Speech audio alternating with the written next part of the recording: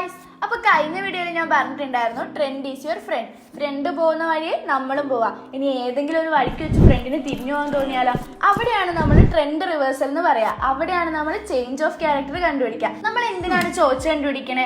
ഒരു ഡയറക്ഷനിലോട്ട് പോകുന്ന മാർക്കറ്റ് തിരിഞ്ഞ് ഓപ്പോസിറ്റ് ഡയറക്ഷനിലേക്ക് പോകുന്നു എന്ന് നമുക്ക് മനസ്സിലാക്കാൻ വേണ്ടി നമ്മൾ യൂസ് ചെയ്യുന്ന ടൂളാണ് ചോയ്സ് അഥവാ ചേഞ്ച് ഓഫ് ക്യാരക്ടർ.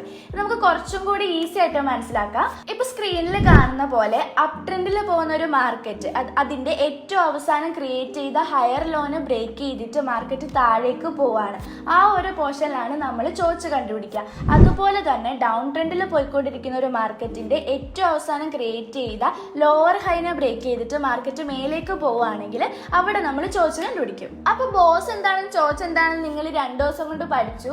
ഇതിന്റെ ഇടയിൽ പുട്ടിന് തേങ്ങ പോലെ ഞാൻ ട്രെൻഡ് ഈസ് യുവർ ഫ്രണ്ട് എന്നൊക്കെ പറഞ്ഞെങ്കിലും ഈ ഫ്രണ്ടിന് എപ്പോഴെങ്കിലും നമ്മളെ പറ്റിക്കാൻ തോന്നിയാലോ? അപ്പൊ നെക്സ്റ്റ് വീഡിയോ ആയിട്ട് വരാം. Stay tune.